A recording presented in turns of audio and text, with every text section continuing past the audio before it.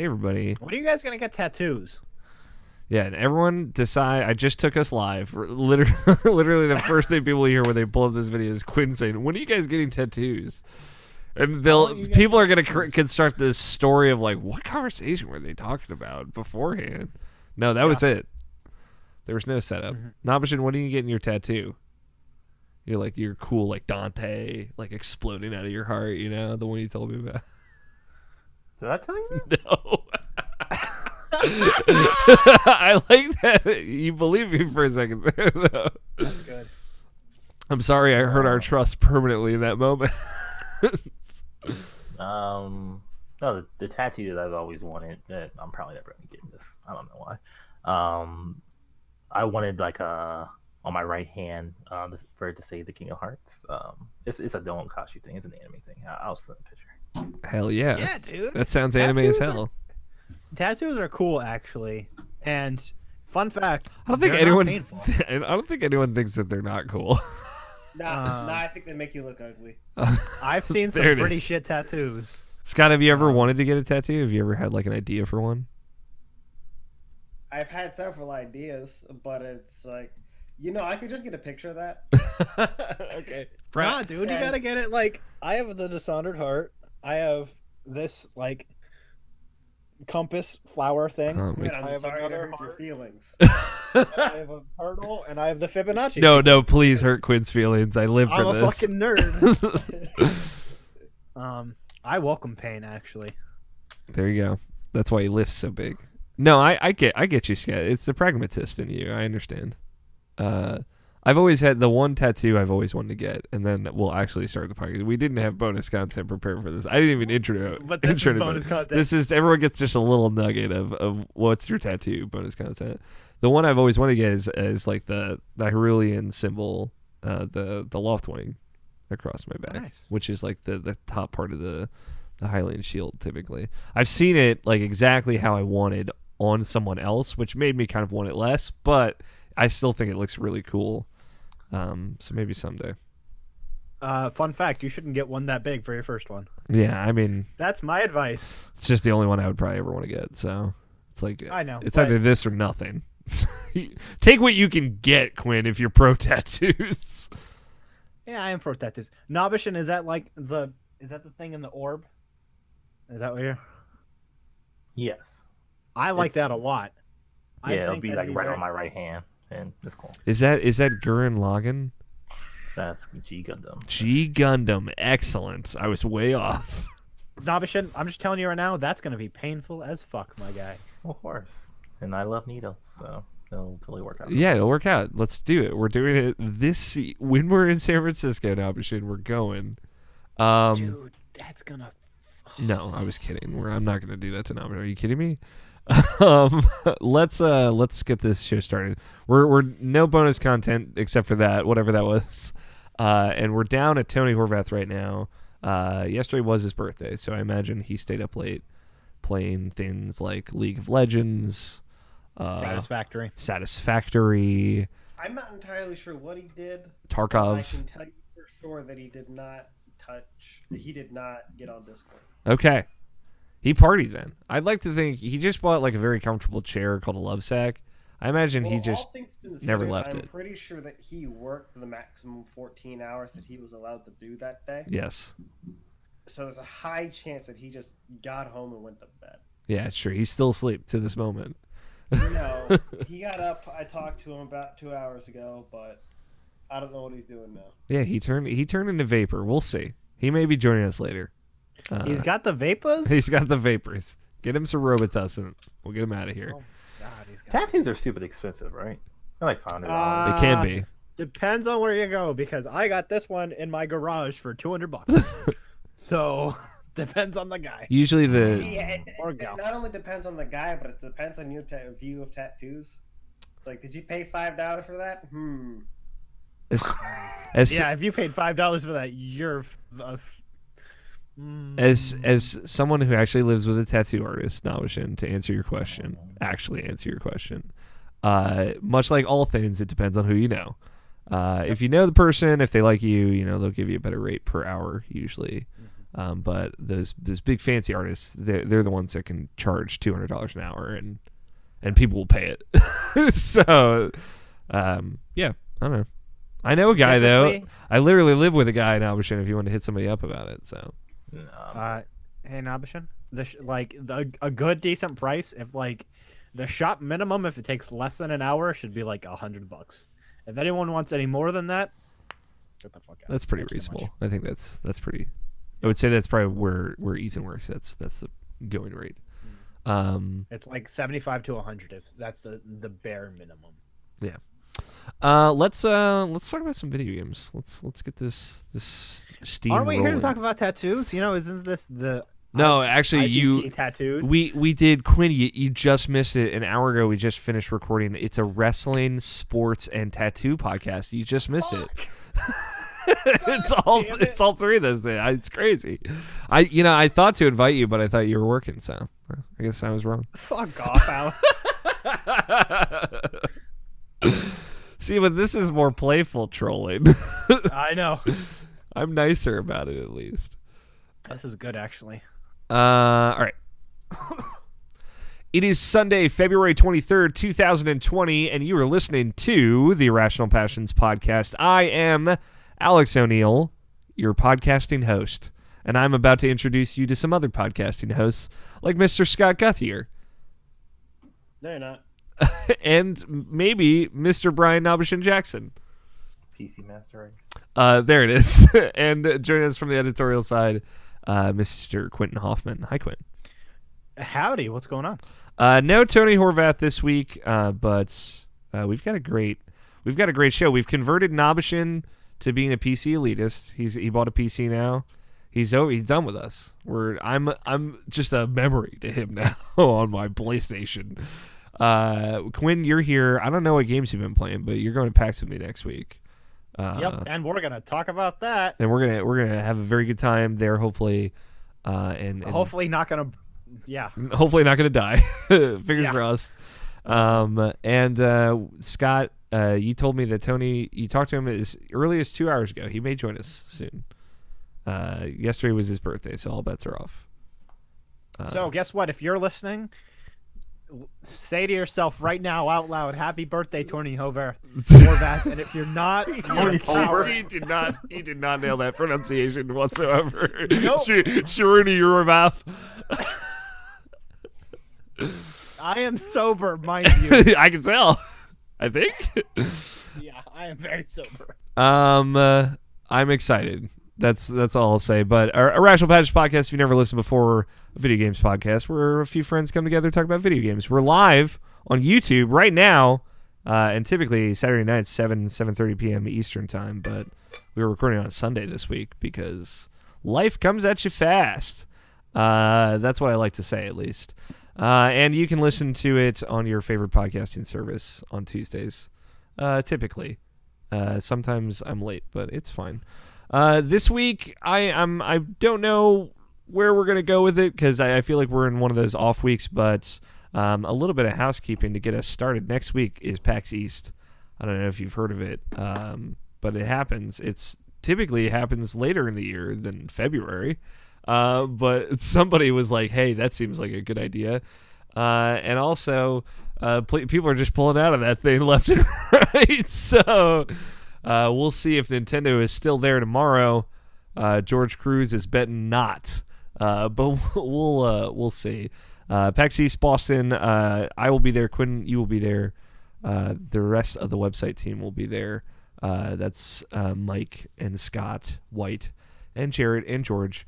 And we're going to be looking at video games, talking about video games, some things I'm pretty excited to see. We will also have a panel if you're going to be attending. It's Friday, 4:30 in the Arachnid Theater. The best, worst, and most annoying RPG tropes, hosted by myself and Scott White, as well as a bunch of very nice guests. John Phipps, Reb Valentine, Kelsey Hansen, and Trevor Starkey. If you've listened to this podcast before, you know who that is. Hey, Alex, can I say a little thing real quick? Yeah, please. If you're going to PAX East Mm-hmm. and you're listening to this fucking podcast and you are not there, I will drag your bum ass out to the streets of Boston, Please don't. beat your ass, and just leave you to die. I don't give a fuck. You're gonna be there. All right. Thanks. Aside from threatening our audience, I will say if you are one of the people that actually listen to this podcast and you're going to be in Boston and you won't be there, I will be a little disappointed. I'll be marginally upset. But no, everyone that goes there, we're going to have a great time. We might have some codes to give away for RPGs that Scott procured for the audience, for folks that want to come up and submit their least favorite or favorite RPG tropes. It's not all negative. And I'm excited. We got like a big Google Doc together for the panel, and we got a lot of ideas written down. So we'll have plenty to talk about, to say the least. And I think it's a fun topic. Obviously, it's inspired by RPG Universities and other podcasts on the website that you should go listen to. Some other bits of housekeeping, but I think that's the most important. irrationalpatch.com, a bunch of cool stuff went up. This week I sat down with Mike Burgess. We talked about Kunai, which is Metroidvania that just came out. All the Scott's engaged, by the way. Scott White, did it happen? Yes. Oh, nice. Well, thank goodness I didn't ruin the secret. Hell yeah. Hell yeah. Congrats, Scott. Shout out to Scott White. That literally just happened, yeah. Twitter.com/SolidSnake120. Anytime anyone tells me they're going to propose to someone, I'm like, I have to work with all fiber of my being not to ruin this.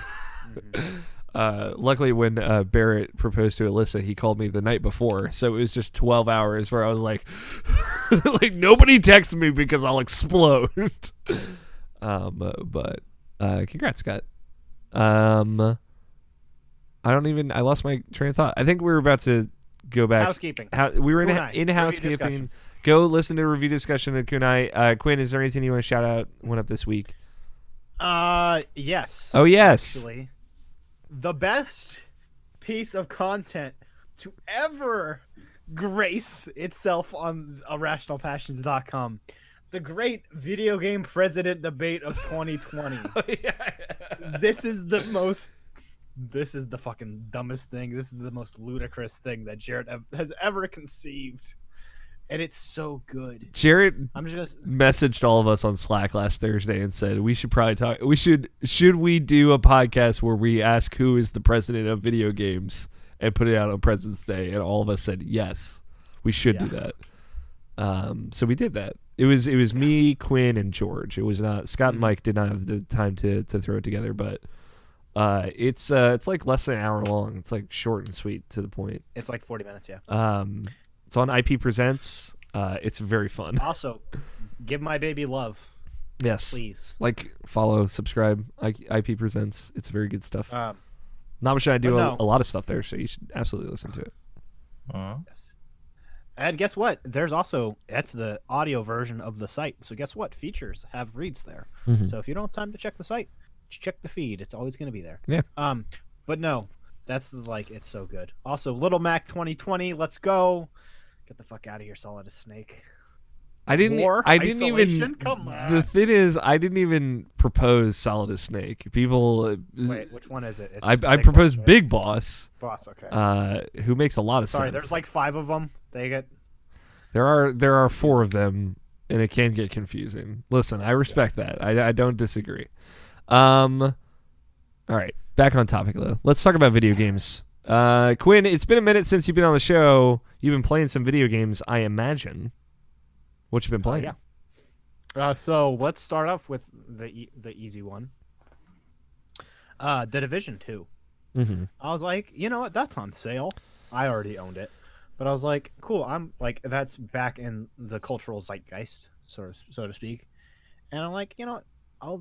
I'll check it out. I'll re-download it, and I'm having a really good time with it. Okay. Granted, I don't give a fuck about the story. The guns are fun to shoot. It's fun to wander around the world. And I'm going to just be blatant about it. I prefer The Division over Destiny. And I say this as someone who loves Destiny a lot. But for me, having just the one solid area instead of having to go to different zones Sure. is kind of like what makes it better for me. It's like Destiny, there's a lot of time where you're just sitting in screens. Mm-hmm. And for Division, it's like, cool, I can just wander around and just like do the things I love to do in Destiny, which is just wander around those worlds, but I don't have to sit behind any loading screens to do it. Sure, I get Plus, I can just listen to music and like jam out in the Division 2, and that's kind of what I do. So, because I've been listening to a new band, I don't know if you know this, Alex, or Novishin or Scott. that. Scott, called I can tell you, Durand Scott Jones. doesn't know. He does not check Yeah. Twitter. So if this is where you're going with this, It's a band called Durand, My Music Corner.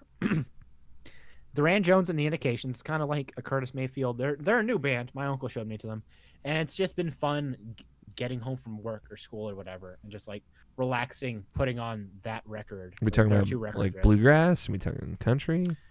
No, I'll drop a track in here. I said Curtis Mayfield. Do you not know who Curtis Mayfield is? I know nothing about music. I must have you understand this because it's frustrating to many people. Okay, let me drop a track. I can't. It's not like I'm going to be able to listen or view this right now.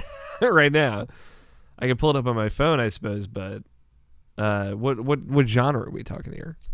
It's just like old school. That There you go. It's in the Discord. There's many. Because I'm quick, and I always have my music on the background. Turn that off.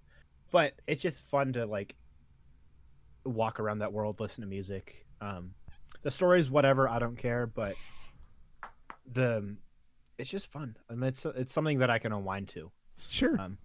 So I the Division 2 I rebought on Xbox One because it was so cheap. So I definitely I think I ducked into it either I think it was probably the last week or the week before.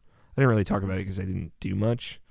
But there's just like a sluggishness to it that I really don't like. I like that. Yeah, I kind of like the floatiness of Destiny. I think that's where I differ, and I don't mind the screen thing as much because in the Division I tend to end up fast traveling once I can anyway.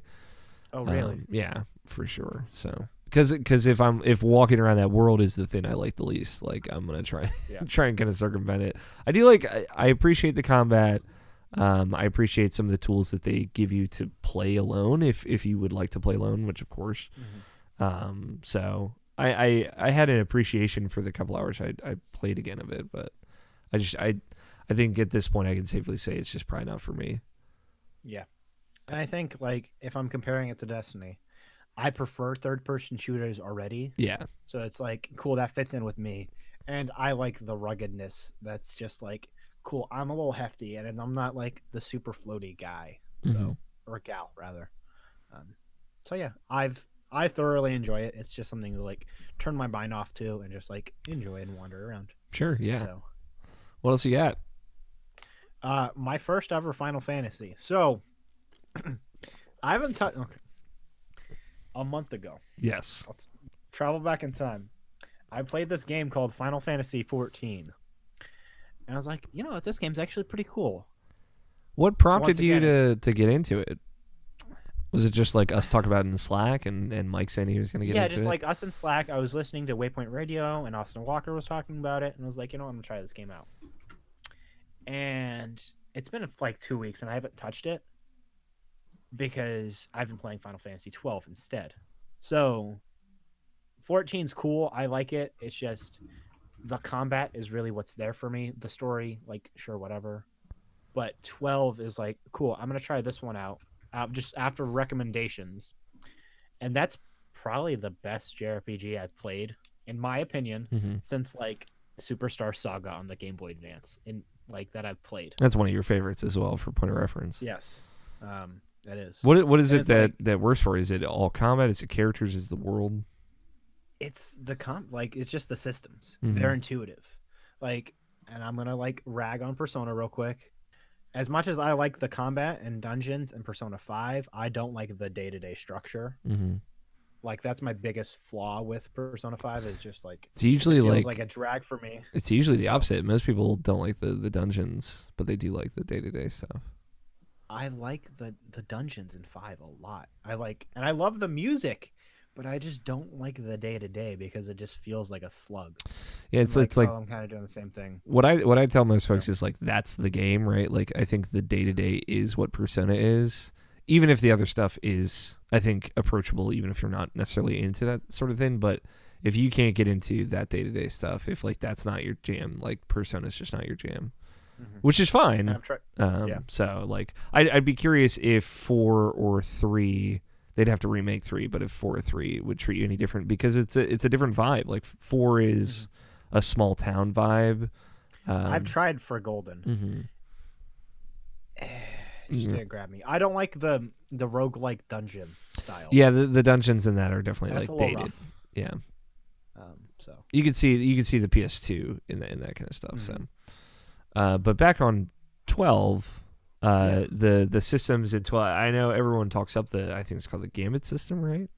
Yep. And it's so good. It's basically like assigning like priorities to your different characters, right? So they'll do things if certain things are happening, correct? Yeah, so it's like, say this is my squad, right? It's Nabishin, Scott, Alex, and I'm the lead character. And so say Nabishin, right? I'm gonna have him be my white mage. So if I or an ally, if you had said black mage, you would have lost. So you're right, I guess. Like he's my healer.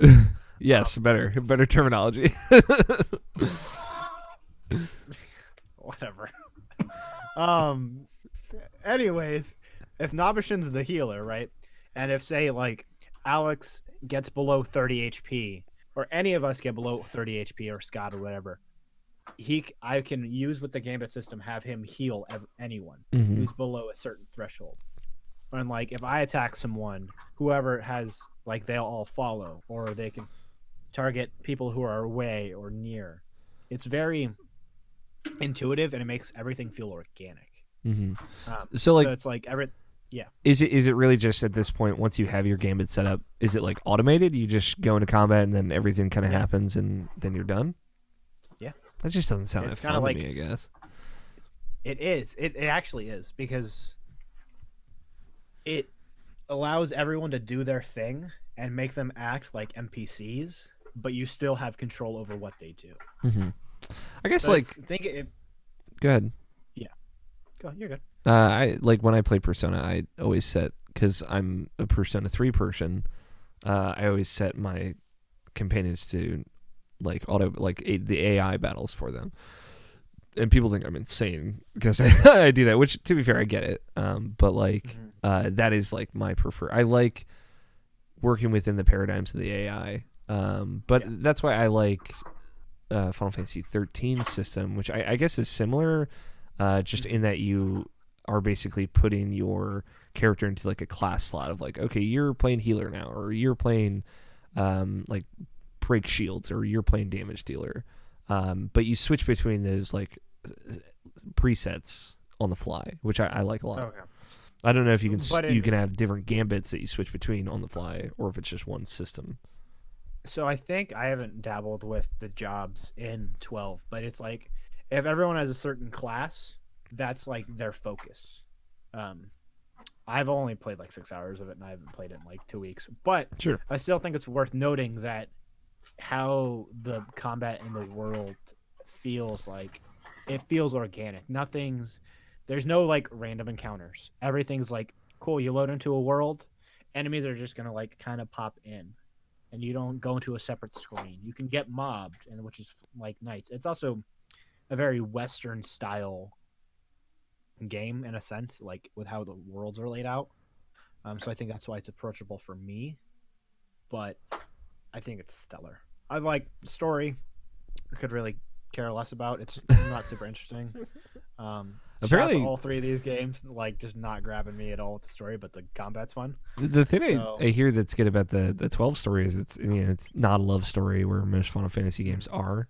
I guess 13 is also not a love story, but it has a lot of those components in it. Please, no. I know, but like no one gives a shit. At least by the end of that game. But 12 is like someone's in love with weather? Yeah.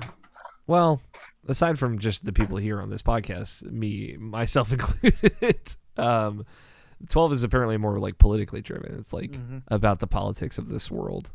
Yeah, and they're not interesting enough. They're not like Maybe it gets grabbing there, me. you know. That's the thing about Yeah. JRPGs. They take their time. Yeah, they do take their time. And this one's also like 50 hours, so that's a plus in my book. Mm-hmm. It's not 95. I would say there are less 95-hour RPGs than 50-hour RPGs, but Yeah. I just like to do all the extra stuff, and then I get up to the 95-hour mark. You know what I mean? What about 14? Because you kind of walked over. I know it's been a little bit since you played. Are you still playing 14 on the day-to-day, or? I am not. My day-to-day is Division because it's just like I said, I can just get home from school, then wind a little bit, then go like cook dinner or whatever. Mm-hmm. Sure. It's just I'm in a space right now, and it's also like I'm also not writing anything. I'm just editing everything for the site, most of it. Mm-hmm. So it's like I just want stuff that I can just sit down with, and it's easy for me to do. Sure. So Yeah, I don't especially use my like brain. pick up and play stuff where it's like I was just doing some bullshit over here, and now I'm gonna do some bullshit over here. Mhm. Anything else you've been playing? No, but music and video games is the best combo. Mm-hmm. Podcasts and video games.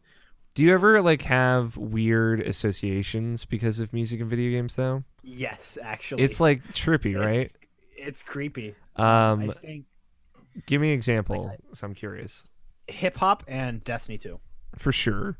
But do you have like which is weird. a specific album with a specific game?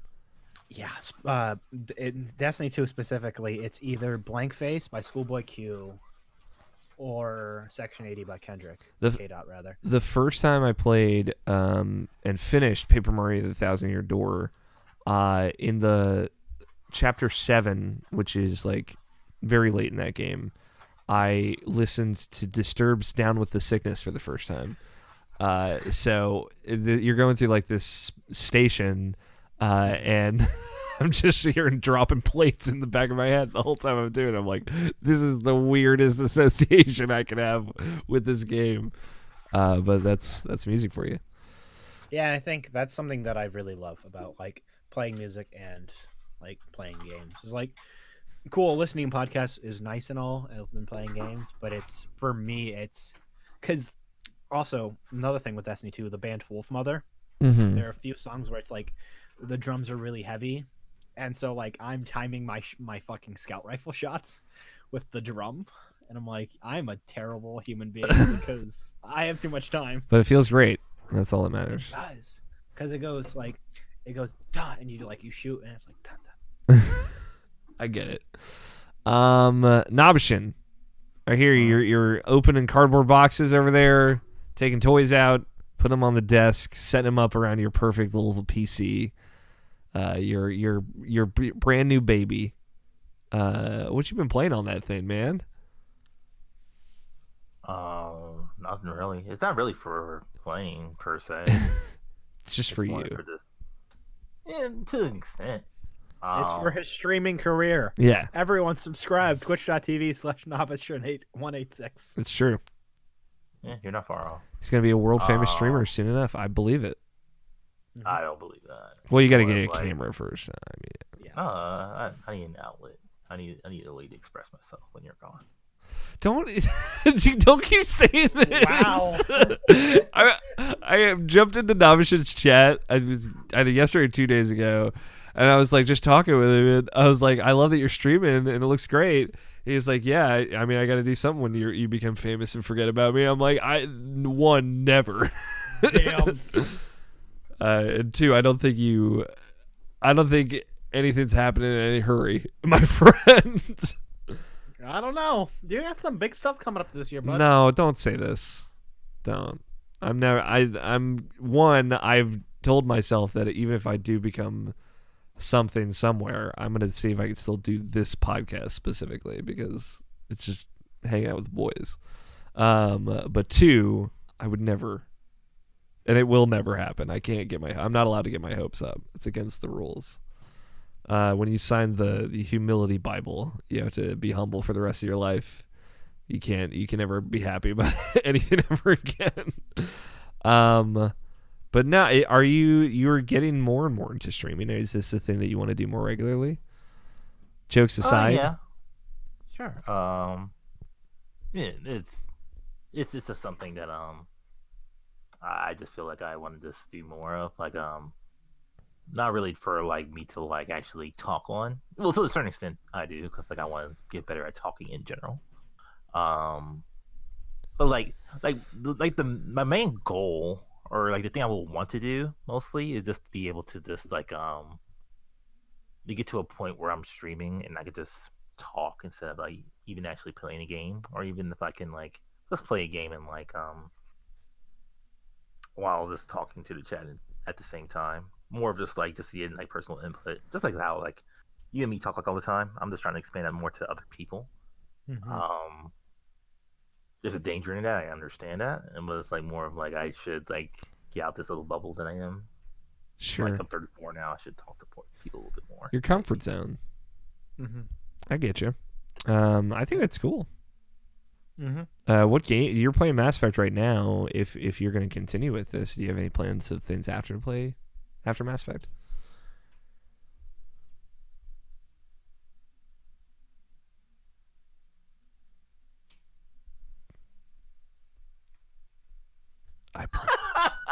I broke my internet, I think. You're good, man. Can you hear me again? Yeah. Yes. Yeah, I looked over to my little Ethernet connector, like which is plugged into my computer, and I saw the lights had just gone out. I was like, "Oh no!" I just pushed it a little bit further back in. Sorry about that. What are you gonna play after Mass Effect? I don't know if you heard me ask that, but that's why I asked. Mass Effect 2, Mass Effect 3. After Mass Effect 3, though. I've been thinking about just doing like various stuff. Like I was thinking about like actually giving The Witcher a good try, the original game on PC. Ooh. I'll have to actually learn how to play it on PC or just mod it. You can just like, mod it to play like Witcher 3. You see, like here's the best thing about like having a PC. Here we go. I rediscovered about myself that I haven't like really like thought about or done in like maybe over like 10 years or something like that. Is like I like taking shit apart and putting it back together. Me too. It's been over 10 years. Like this is like when like when my family first got their first computer, and like I really wanted to like basically, yeah, this was around my weep phase, I would say. It was like I wanted to like put my anime on CDs and stuff like that. So like I had to learn how to like open my computer. I had to learn how to like buy a CD burner and like how to actually like put that into it. Learn know what being grounded is, and now like frying up my your hard drive, or your circuit boards, yeah, and just stuff like that, and just like learning how to do all that. This is stuff I do every day, Nabashan. It's very fun, and it's it just like reminded me like, oh yeah, I really like doing this stuff. It's like that was around the time where I was in my emulator scene, and like because like the best thing I would say like having a PC is like it's frustratingly easy, and that's like the best way I can say it, because like it's so frustrating to like to get it the way you want it to and to make it work. It's like the most frustrating thing in the fucking world. But like once it's done, it's like, oh, this was like supremely easy. I was just doing like a lot of this stupid shit and like just maybe cutting corners, but no, it wasn't really. I was following the instructions and like I still didn't understand it. Like I don't understand any of this, but like it's like for example, like I had my laptop like for forever, and like when I first got my laptop, I customized it the way I wanted to, and like had like certain things, and I had certain programs to work on it. I set it to Japanese, so I could play Japanese games, and like just do like certain stuff. But like after like not doing it, like after not like actually like, tampering with it like for so long, I just forget about all this stuff. Like it just leaks out of my mind, so like all that knowledge is just gone. So I just forgot how to do stuff like that. So like like doing mods on like Mass Effect 1 again, it was just like relearning how to do stuff like that, knowing how like to go through codes, know what a bin is, and like how to switch files and stuff like that. Like I haven't done that stuff in a long time, and it's like it's really fun when I get to do certain stuff like that. Wait, Nabashan, if you stop and just listen super close, you can hear one proud tear dripping down Scott's cheek right now. Just one. Just one super proud tear.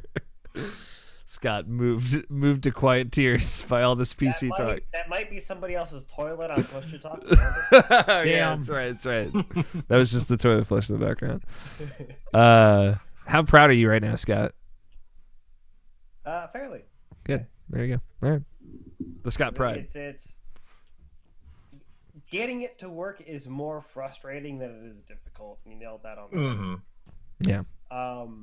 But then it's, once you figured out what you have to do is, as you said, very easy. Yes. And that doesn't make it better. That makes it worse. But half of this is because people tried to make it easy, but writing instructions is not the easiest thing. Yeah. It sounds like it should be, but it's creating all these features and then explaining quite literally all of the features that somebody might want to use it for is trying to predict the future. Yeah. Mm-hmm. So, yeah. You did it though. You got it to a comfortable spot. Do you feel like confident with everything you want to do on it now, Mission? For the most part, I still need to buy a second monitor. I haven't gotten around to that yet. Like, that was like I had a big debate about it. It's like how, like, cause like first and foremost, I know I'm not gonna really play games all that much on my PC. Mm-hmm. Like, it's more of like, oh, I just want to like play this. Mostly just play this old game in like a better frame rate because I'm really in like an old game kind of mood lately. So I was like, maybe I should buy a Metal Gear Rising Revengeance again. Yes, like, dude. Played it 1080p, 60 frames per second, and like that'll be fun. But like, yeah, especially because it's a hassle to. It's just as much of a hassle at that point to break out an old console than it would be to hook up a controller. Yeah. Like I already bought myself like an expensive 360, not 360, Xbox One PC controller. Nice. $80, something like that. 80, should be 60, but whatever. Yes. Welcome. But yeah, I'm extremely happy with it. But yeah, like the second monitor thing, like the thing about that is just like I said, I don't really plan to play my game, play my PC like preferred video games that much, but like I'm still like that person. I was like, man, I should really just get like a 4K screen, even though I don't really need it. Like just to future-proof 1080p yourself. is very good and it looks very good. Yeah. But like I should get a 4K screen anyway, just because I should. And it's just like one of those things. That was like, That's a trap. Oh, but now I gotta throw another wrench at you. Mm-hmm. Okay, so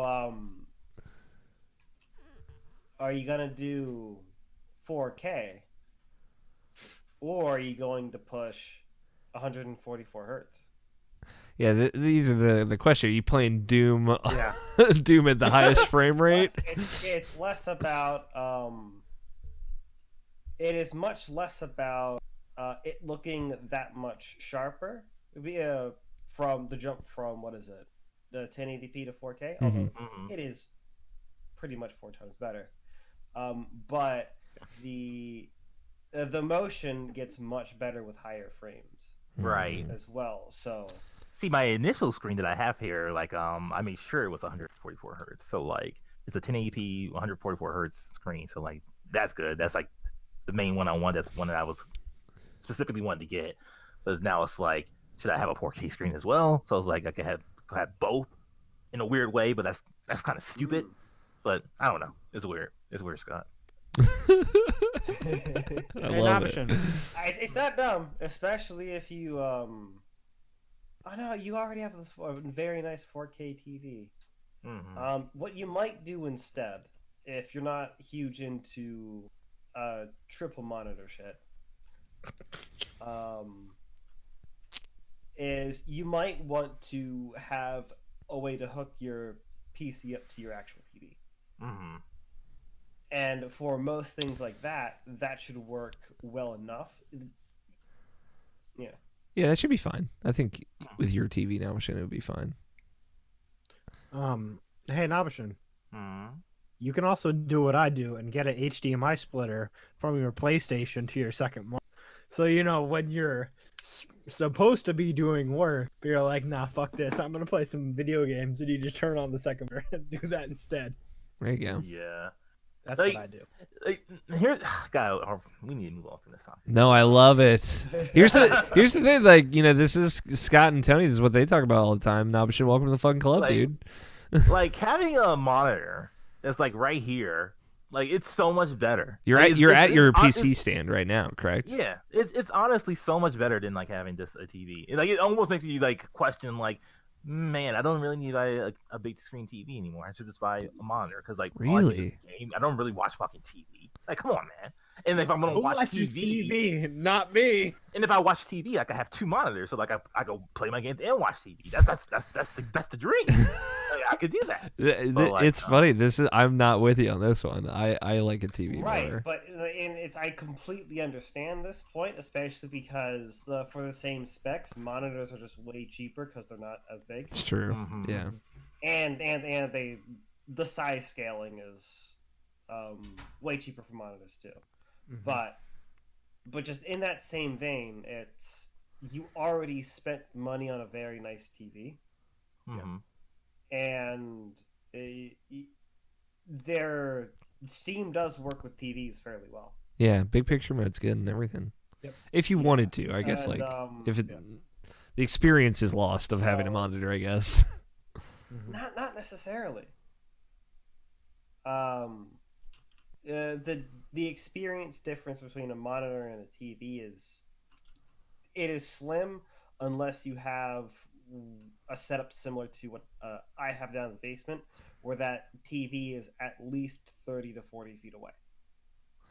Yeah. So when also you're playing enormous. a game, shit's real hard to read. Yeah. Yeah. Mm. Most games are good about But bigger text now, though. Thankfully. it's just the distance. I mean, the games I play, at least. Dude, Okay. dude. There's a conversation to be had here. Yeah, for sure. Alex, move that couch to the back of your room. Yeah. With the same size of your TV. Yeah, it wouldn't and make. that is what you're dealing with. I'd be the like, this. entire I can't time. do this. Yeah. It's Right, miserable. right. So that's and other than that, having a monitor versus a TV isn't the difference. It's whether that monitor is hooked up to. It's what that monitor is hooked up to. I assume what you mean though, Nabashin, is just like the closeness of just like having it all right there in front of you.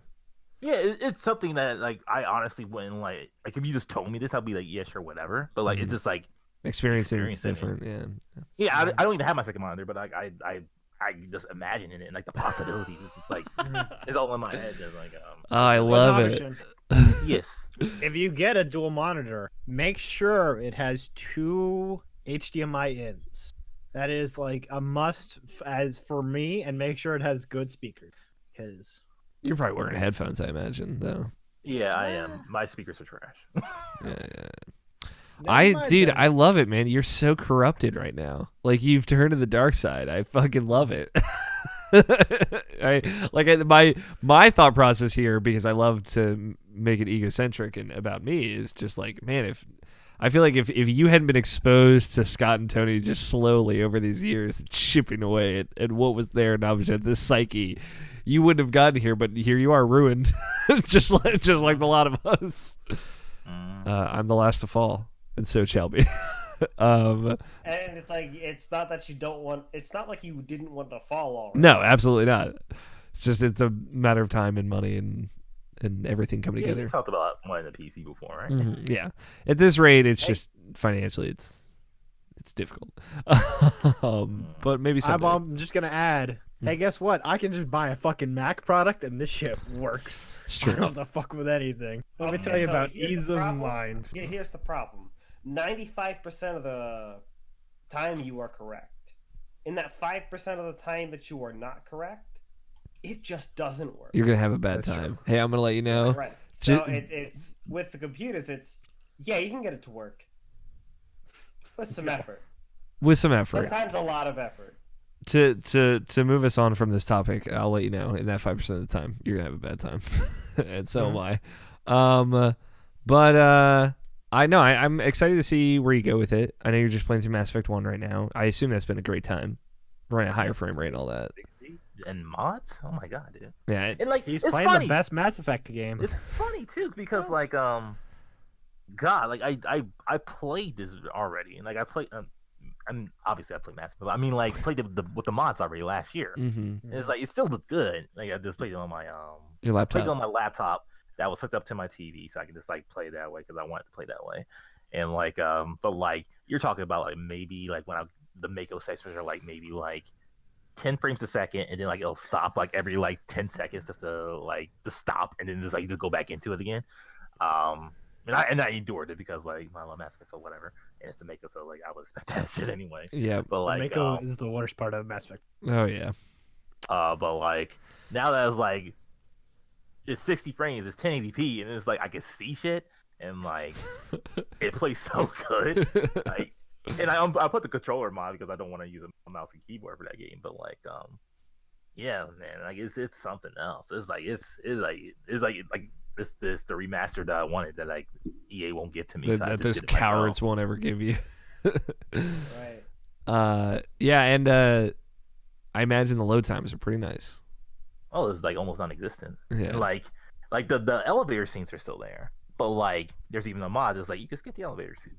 It's like you can make them non-existent if I wanted to, but I didn't do that. It's powerful. Yeah, because you like this little dialogue, don't you? When Garrus is like, I don't know, Liara, this seems fucked up. You were just floating there. We just came and took you. Good. I'm glad you're enjoying it, man. Those fucking face mods, dude, so good. Like next topic. Man. Next topic. Anything else you've been playing? Did you play anything outside of your PC Master Race conversion therapy? I got the Bayonetta and Vanquish anniversary bundle thing. Yeah. I didn't put too much into it. I just reminded myself that I really like Vanquish because I haven't played it in so long. Yeah. That game's still really good. I would like to go back to it.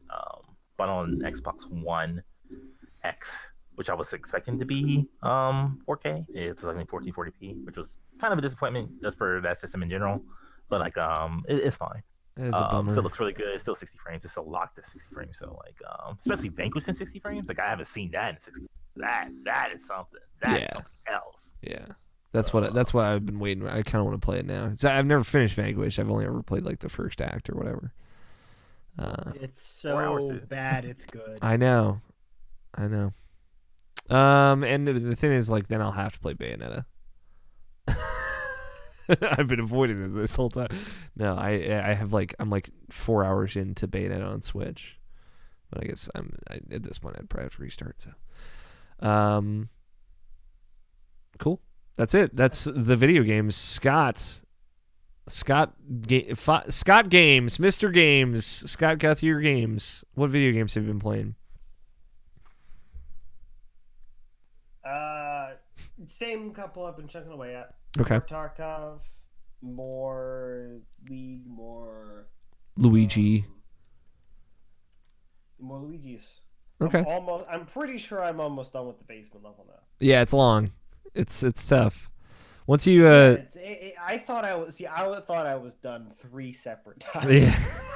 I know that feeling, dude. And it's not that I thought, oh hey, there's the boss fight, I am done. It's like, oh, this next room, this is where that boss fight's gonna happen. This is when it's gonna be over.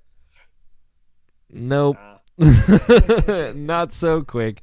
Did you get to like the inflatable inner tube thing yet, or no? Yeah, and up until that point, it wasn't so bad. Yeah, then and you get to that. I thought it was fine at first as well. The whole issue with the tube is that you lose a massive portion of what you're allowed to control. Yeah. Which is the direction of the vertical of what you're allowed to do. Yes. So I don't know how you passed the shark part. Oh yeah, it helps having 2 people that in that spot. So what I did is I said, "How about I just don't?" I went around them and I got out of the duct.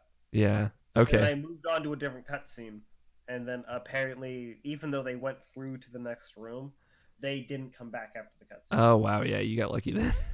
I think you don't have to beat it, but I think you have to like hit it or something, and It's like a bunch of ghosts coming at it. You're sitting on the surface of water, and they're like they're holding a shark fin up. You open a gate, and then you have to get past them and or deal with them somehow, but you can't suck their fin up. Yeah. I tried. It didn't work. You can't use your what's it called? The jump attack, like the burst. Well, you can't use the jump attack, but that's kind of a given. But there's one that you should kind of be able to use. It's the plunger. You can't use the plunger. Yes. Yeah, you're right. And then you can't really flash your light on them because your light points up. And I didn't think that would work anyway, but it seems like there's a few things around that you might be able to hit and do something about it with. Yeah, I didn't. I think we ran past it too.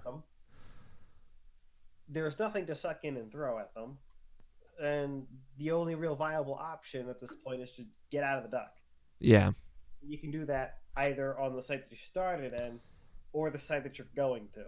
Yeah, might as well just power through. I think that's what we did. The same thing. So there's a thing that you can kite them around. I noticed that pretty much immediately. It's the buoy that has the green light on it that you can't hit. Mm-hmm. I tried hitting that several times. It's so funny because your flashlight we points too high. We got stuck on this part for like 30 minutes. Like this is not like this stands out to me as like one of the low points of that game. There aren't many, but I know exactly what you're talking about. So it's just one of those things. No, this took me like 5 minutes. I died once and I was like, because I noticed all of this stuff before I got there. Mm-hmm. It's I'm in a duck and this control's a bit funny. What are my other buttons doing now? Yeah. Most everything seemed to kind of work normally, but then it's I can only twist with your moving stick and your camera stick doesn't do anything for you right now. That's a bit odd, but I'll get used to it. No plunger, no jump move. I guess I don't need it. I guess fuck it. As it turns out, some of that stuff might have been, intuitively helpful. Yeah, for sure. And they take it away from you. And it's not the bad portion. Isn't that they take it away from you? It's that in that area, it seems like there's things to do that can help you. Yeah. Which they can't. Like for example, there's this what is it? I want to call it a carnival dunker's chair. Oh yeah, like one of those seats where you get balls thrown at it. I dropped that. A dunk tank? A dunk tank. Thank you, Quinn. I dropped that on them and it didn't do anything. I was like, okay. I feel like I know what you're talking about too. Yeah. I go over to this buoy that has the light that blinks that is in the game. When you shine your light on that, it's supposed to do stuff. And you can't. You're just kind of like waving your flashlight around because you can't aim it. I don't know if that is actually supposed to do anything because when I went there on the second time I died, second time after I died, mm-hmm. I try hitting it to see what it did, and either it doesn't do anything, which it looks like it really should do something, or your flashlight's pointing too high. Yeah. Which I'm opting for the earlier one, but at the same time, it's like, what? No, I'm with you. I feel Mike and I had a similar reaction to all these things. So you're not alone. You're not crazy. The only other option I could really see is if you were to use Guiji, who is at this point has to be on a ledge in the area. Yeah. But the ledge is too high for you to do anything about it. No, I know what you're talking about. I don't think he can do anything in that instance either. It might be something that you could come back to later if you go back through the house at some point, but I don't know, or through the hotel. That's what it seems like, at least. Maybe, but again, the question begs is, what are you supposed to do about that? Yeah. The answer, because they give you a very explicit option, because these things follow you around, is to kite them around the buoy. Yeah. That seems to be the answer. But if that is the answer to get to the other side, why do they persist through to the other side? Yeah. And then disappear if you do get off the thing. It's weird. Well, I don't think they disappeared. No, they just they didn't get out of the water to come get me. Yeah. When I went to the cutscene fight, they disappeared after the cutscene fight. Yeah. Okay. So I don't think that's exactly supposed to happen. And if that is, yeah, I don't think that's exactly supposed to happen. Yeah. I just think I'm not supposed to go over there before I deal with them. You just gotta get through this basement, man. 'Cause Set yourself free of this. I'm willing to bet that if you got out of the water and then back into the duct to deal with them, and you got hit, popped, and sunk, you'd be on the other side, but they wouldn't be there anymore. Oh yeah, maybe. I don't know. How did you end up killing them? I think we just went past them like you did. So, I don't think we ever ended up beating them. If there's a way to beat them, we didn't figure it out. It was very frustrating. Like that whole, like the weird, super narrow hallways. Yeah, especially with two people and trying to kind of coordinate that. But get through this basement, Scott. Set yourself free of this. Anything else like big that you played? No big updates for League or Tarkov or anything? Not particular. What about that anime game Tony keeps texting me about? Oh, sure. I can just tell you where I'm at with that. Yeah. So I'm not entirely sure how deep we got into some of the nitty gritty of this last time. We got pretty Do you deep into remember it. Yeah, I remember the basics. Like the No, not the basics. The base. Oh. The Fallout style base. Yes. Okay. And Tony sent me screenshots of this. Okay. What's this game called again? Just trying to write it down. Arknights. Arknights. That's right. Okay. I'm Googling this shit. You don't want to. Yeah, it's fine. Just don't look up the ad. Yeah, don't look up the ad. We looked it up on the break last And week. it's like, it's funny at a distance to laugh at. Oh, it's this game. Yeah. Yeah, how many YouTube ads have you seen for this fucking game? I've seen people posting on it on Twitter. Yeah, game's fine. It's fine. But basically, I'm just trucking along through the story and grinding out that base. Yeah. Where I'm at with it is there's only one more building left to unlock itself. Okay. And I just have to upgrade the buildings there. T- Other than that, the end of the game is one more chapter for me. Tony's been texting me his like he'll get like one of those upgrade points or whatever where he can like transform one of the anime girls into another anime girl, I guess. And he's like he'll show me it's just the same. It's the same person. They just evolve. You add levels. Got it. It's just the cost system. He'll take a picture of it all and send it to me and be like, which one should I upgrade? And the first time he was like, good choice. I was like, nice, I did it. Second time he sent it to me, I was like, this one? He's like, she sucks. I was like, oh, sorry, I did. He's like, pick another one. I was like, ah. And the second one, he sent me like a 3 ellipses, and then he says like, good choice. I was like, all right, cool, I got it. We're good. So that's my investment in Arknights. Just upgrading anime people from across the pond. Cool. I played some video games, Scott, if that's okay. If I can talk about them. I'll believe you. I don't think you're allowed to play video games, Alex. Yeah, the government came. They were like, shut this shit down. They're like, hello?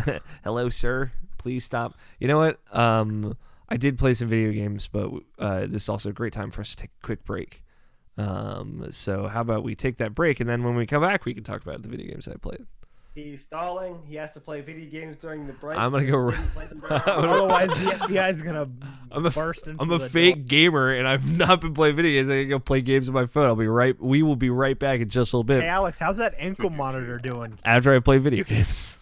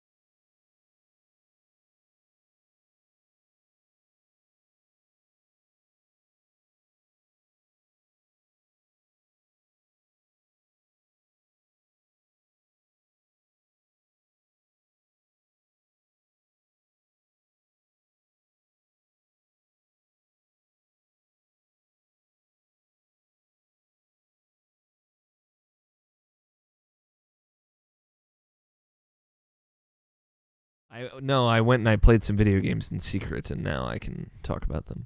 Yeah. You have a PlayStation in the washroom / jar. Wow. Yeah, it's impressive. There's a non-functional TV in one of my bathrooms. Yeah, I've seen it. But why? My dad had the same thing. We asked the same question. We started laughing when we saw it. We're just too lazy to take it down or do anything with it. Just fucking take it down. Just destroy it. Hey everybody, welcome back. It's video games time. Video games o'clock. Ding ding ding ding. I played a lot of weird video games this week. I've been in a weird mood. I want something new to play, I guess, so it's hard for me to focus on anything else. And it's hard for me to get through my backlog. The biggest thing I would say new that I played this week was Darksiders Genesis. I talked about it a little bit last week. I just played like the first 30 minutes. Now I've played like the first 4 chapters. It says my game time's like 6.5 hours or whatever. It's very good. I really like Darksiders Genesis, which I'm happy to say because I couldn't say the same about Darksiders 3. Not to say Darksiders 3 was terrible. It's just not very good. It was like below what I had wanted it to be. And I would say Genesis is more hits the mark. It feels a lot more like Darksiders 1 in not a bad way with a little bit of 2 on top, right? It gets away from kind of the janky controls of 3 and the weird kind of Souls system that 3 was kind of mocking. And it leans more into familiar territory. Feels like dungeons, feels like you're kind of even in, like, I guess like Darksiders 2 would be the closest comparison. You're kind of in an overworld area at the beginning of the chapter, and then at some point it says enter dungeon, and you go to the second layer of that chapter, and that's typically a dungeon where you have to go do a couple of things or collect keys or whatever. More traditional stuff. And stuff that is reminiscent of how the dungeons in Darksiders 1 and Darksiders 2 worked. It's just all from a kind of top-down perspective. It's pretty good. I like there's still some technical issues that I've run into, like a lot of enemies clipping through the environments or getting stuck in the environment when you have to kill all the enemies in an area to unlock a door or progress. And sometimes I get confused because it's like, what am I supposed to do? Am I supposed to kill people? I don't see anybody here, and then I'll see a guy stuck in the floor, and it's like, all right, I got to figure out how to kill this guy. Sometimes the UI will bug where it doesn't show the current character's health. For whatever reason, it's like a respawn thing, it looks like, issue where it's like shows a respawn timer stuck at 0 over your current character's health, where it's like, okay, something messed up here. And then I think you'd have to die or reload the area in order to fix that. So like there's some weird bugs that I've run into. So it's not quite up to the standard I would like, but I would say it is comparable or better than like where Jedi Fallen Order was at.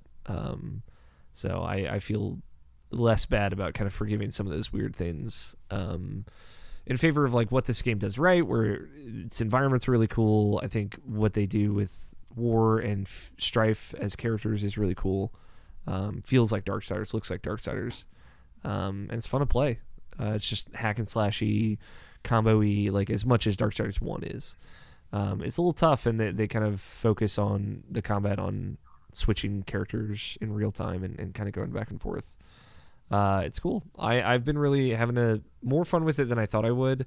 I think maybe like the economy is a little weird. Like it feels like you don't get a lot of experience points for what you can then buy, but it also feels like you could like replay old levels to get all of that.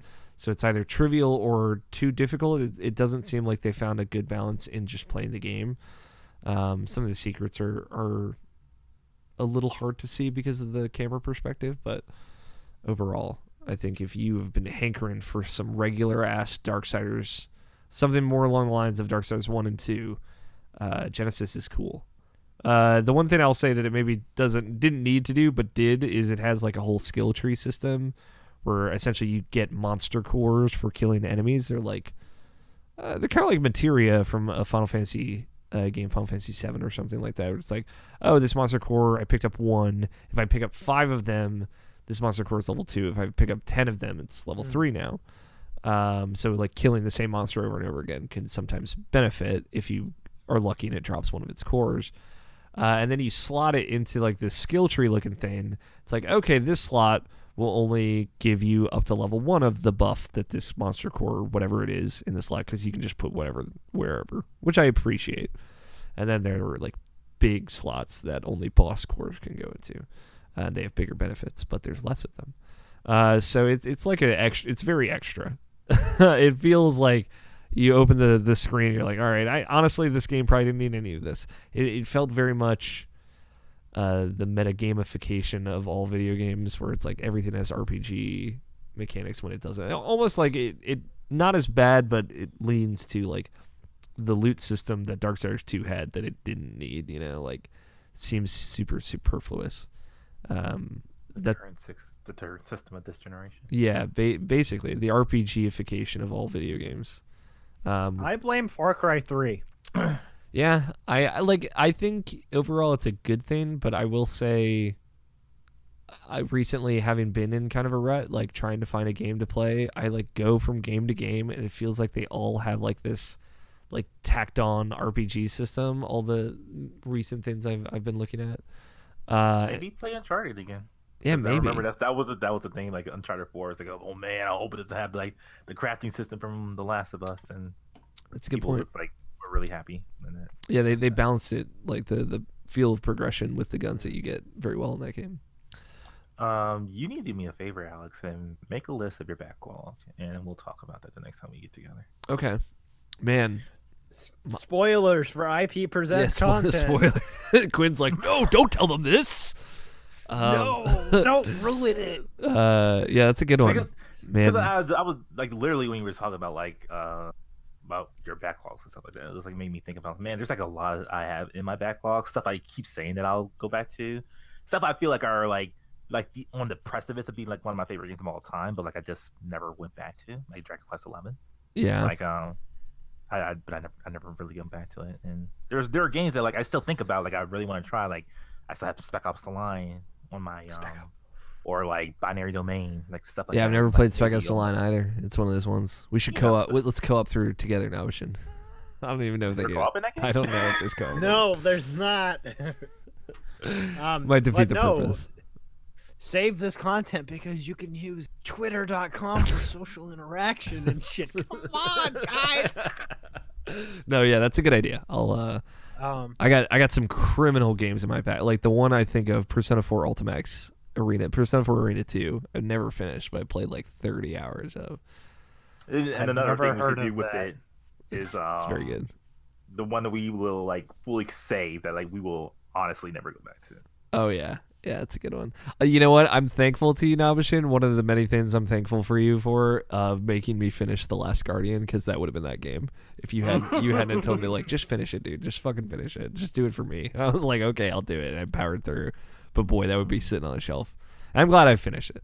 I'm happy to know how that game turns out. So, other video games I've been playing, I played the first 2 hours of Final Fantasy VI this week for no reason. That's really all I have to say about it. There's no reason. Again, in a weird mood. I've been very depressed this week. Been all over the place. And I was like, you know what? Today's the day. Final Fantasy VI. I will conquer you, and played up until the exact point that I always play, and then stop playing. So, talking about JRPG humps, man. This one's got me. But yeah, it's like right after the castle goes back in the sand. I was like, ugh, I can't force myself to care anymore. The last time I did it was I got on the train once. Yeah, it was the train section. Like I suplexed that train. Suplex the train, then I was like, I beat Final Fantasy VI. Wow, look at that. The gift that keeps on giving, the gift I will treasure for the rest of my life. Splunky. Played a little bit more of that this week.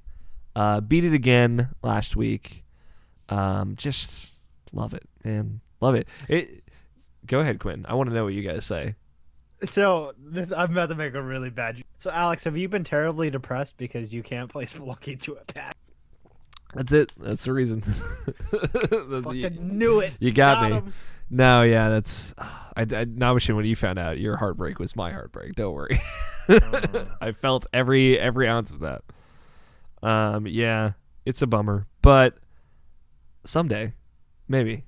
Ideas are in the works. We'll see. We'll see what happens. Rainbow Connection, baby. Rainbow Connection, man. Sometimes it just takes a leap of faith. But I played Spelunky, like I beat it again this most recent week, and it's just like it was exactly a playthrough that defined why I love that game so much. Like I got to hell, like I got to the secret world, which I like to essentially, the way I play Spelunky, I don't necessarily speedrun or go for high scores. I just like to play through it. You know, if you do a certain thing in each world, you'll unlock access to a 5th bonus world at the end of the game, pretty much. Extra hard mode, where it's like all the hazards you could possibly expect from each of the levels, plus a whole bunch of new hazards and lava and an extra final boss, right? I just like to play through that, see if I can beat the final boss, see if I can beat it, because it's still very difficult to do that. Even if I looked at my completions, I believe I've finished Spelunky over 70 times, which is insane. But it was a whole new playthrough of that game. Like it felt very different, right? I got to hell with 1 bomb left, and I used that bomb to get. There's like a special item that's available in 5-1 only that makes you resistant to fire damage. I'm like, I have 1 bomb. I should save it for the boss, but I know this item will be helpful. So like that item is always like in this tower that's on like one of the left or right side of the level. And it's built so that way you can go to the bottom, push a brick, and slowly climb up the tower. It's usually full of vampires and really dangerous enemies. I've never done that before. I always go through the top and just bomb my way over, because usually by that point I have a surplus of bombs. This time I only had 1. So I went all the way to the bottom, pushed the brick, and climbed all the way to the top and fought everything with just my whip very dangerously to the very, very top.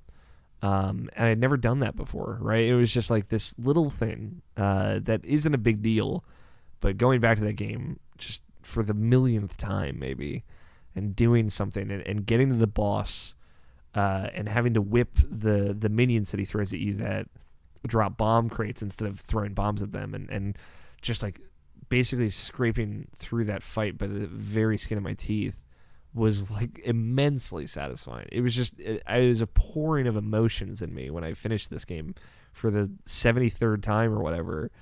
And it was just number 70. 70 plus time. It's somewhere in that range. You said 70. It's like I'm over. holding you to that. It's over 70. I think like normal completions I have like 50, and then special completions I have 23. So 70 whatever time, and it was just as special as pal. the first time I beat it. All right. It's very good, man. It's one of those things where I tweeted out like I beat Spelunky again. I guess it's time for the sequel to come out. But like I'm just so excited to like learn a game that clicks with me as much, because like mechanically very few games have clicked with me as much as Spelunky has, but just from the ground up with, you know, more knowledge than the first time I played Spelunky, but going to something new and having to relearn the rules of a new ecosystem is just really, really cool.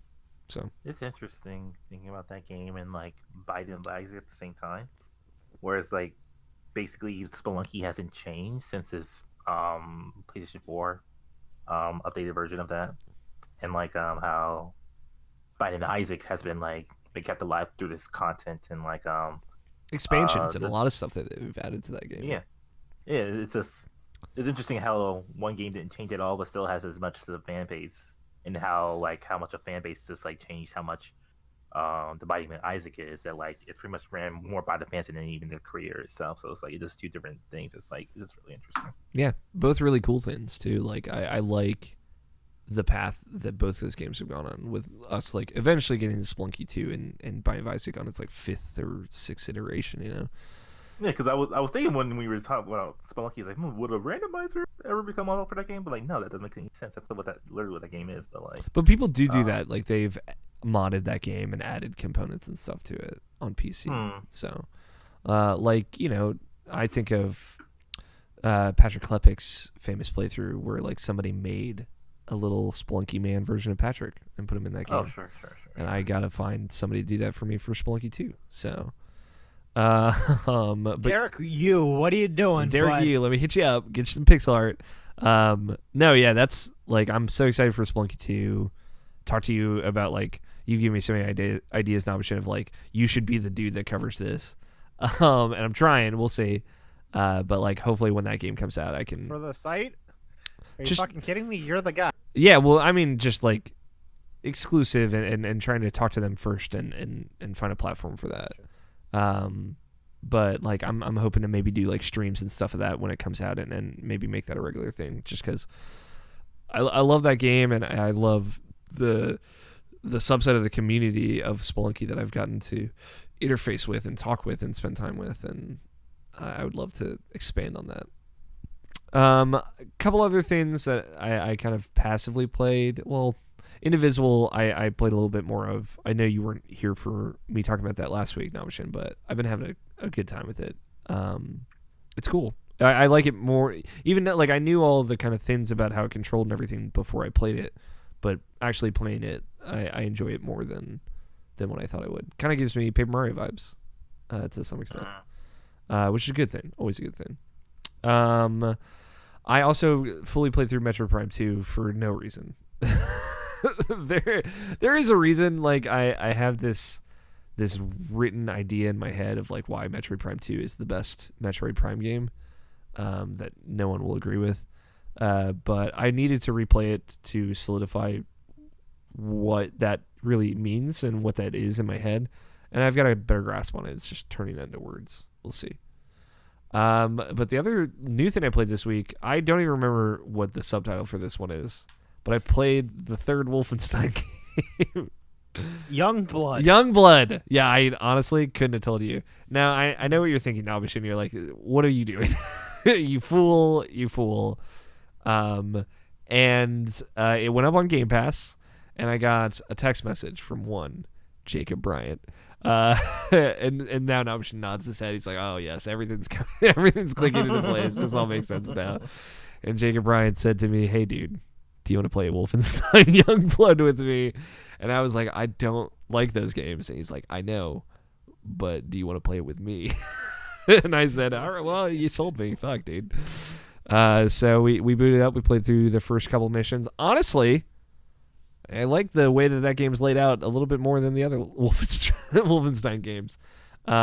It's a very weird game. I don't particularly love it. I think it still has a lot of the gameplay issues I have with Wolfenstein, and there's still like that disingenuous kind of break between narrative and gameplay, that the Ludo narrative dissonance that just ruins it for me. But I will say, like, playing that game with another person is a way more enjoyable experience for me. It's not like something like Doom where it's like, this has to be just me. It's pure. And I have to kill every single one of these things on my own. It is like, sometimes there's like multiple pathways to go down. There's a lot going on and it's hard to manage. Having another person there just makes that a lot more enjoyable. And also there's like skills and skill trees and like way more levels and customization that I like quite a bit. I think it makes a little bit more sense than the way those things were implemented in like Wolfenstein 2, where it's like, get 3 stealth kills like this. Is like, okay, like I see where you're going for here, but some of these really useful upgrades are tied to weapons or things that I just never do or would never use. Where this is more like, you get experience for killing dudes, you get experience points every time, or skill points every time you level up. You can save some up for better upgrades. The end. But you also get like currency you can use to mod and upgrade your guns, but they're all very simple. So yeah, it's fine. You know, it's totally that one of those games, but with another person. So like, I hate to be reductive, but boy, like I feel like by this game especially, where it's like, it almost feels like it just completely disrespects how the lore of that world was so carefully built up to this point. It's like, it's just 20 years in the future and America was liberated and we didn't see any of that, and I guess they figured it out, so don't fucking worry about it. Now there's a whole other thing about characters that are new that you don't necessarily give a shit about, or like the kids and children of characters that you used to care about, but it feels super disconnected and not the same style or framing that those characters had. It just seems like, from a person who's not a fan of that series, but like looking at everything that they've done with it, it feels like just throwaway in a almost offensive way. But from a mechanical perspective, I think it just adds a lot of stuff that's like too little too late. But I'm having fun with a friend, so what more can you ask for? That's all I've been playing. It's time to talk about some news, which I don't have the thing for, but I will... Insert music here. There it is. The news music happened like magic. I came in like a wizard and made that just play on your audio device specifically. So a couple of things this week. I figure we're probably not going to talk about the Bloomberg PS5 component leak. If you want to talk about the price of the console, there are better outlets for it. There are more interesting things that we should talk about. Like, for example, the coronavirus affecting everything that the video game industry is going through right now. Sony... I did say something about that. You did, Scott. You called this for sure. I didn't call it. It's just it's where it happens. That's the place. Yeah, it's just kind of a fact of the way infrastructure is set up for a lot of tech companies right now. But it is spread. It has trickled down even further to that. Sony is pulled out of PAX East. They're not going to be attending at all. They're not going to have any of their stuff that was going to be there. So there's just gonna be a big old empty space for no reason. Like literally right at the front entrance of PAX, there's gonna be just a big empty space that maybe they'll fill up with indie devs or something cool like that. I would hope, but I doubt it. An entire section, booths and stations for Spelunky 2. Yeah, all of it gone, dude. What if it's just Derek Hughes, like, we wanted to make it happen and we filled up all of Sony's booth space with Spelunky 2 demo stations? George Cruz would be heartbroken. Yeah, he would be. Doom was supposed to be there. Yeah, but Doom will probably be in another place as well. That's what we figured out, because Final Fantasy VII Remake demo is going to be there. Last of Us 2 demo, gone. Totally gone. Oh no. Which is good for me, because now I don't have to have that internal strife of like, do I play it or do I not? Do I save it? Do I play it? And Sony also pulled out a GDC. So they will not be there. Which I think is the bigger talking point. Yeah. Like pulling out of PAX, sure, I think that's fine. Mm-hmm. But the pulling out of GDC is more interesting to me. It's a much more intimate event. It's much smaller, right? I think like the risk is smaller, certainly, but I think like the main thought process I had with this is like, oh yeah, and we talked about it in our Slack as well, but to communicate to the people that aren't there, people probably just don't want a lot of their employees in airports right now, which makes a lot of sense. But it is a lot of stuff to pull out of back to back, is on top of like, we're also not going to be at E3. It just, it doesn't look good. No. I know I talked to you, Nabishin, that I'm concerned now.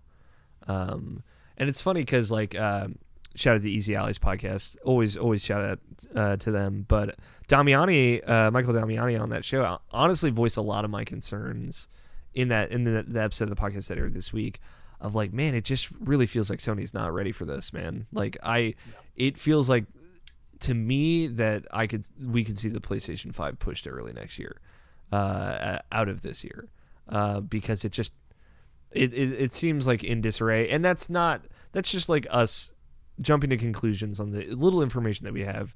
Everything could be fine behind the scenes, everything could be on fire, but like Sony's just not being very communicative, and every time that happens, I think I just get stressed out.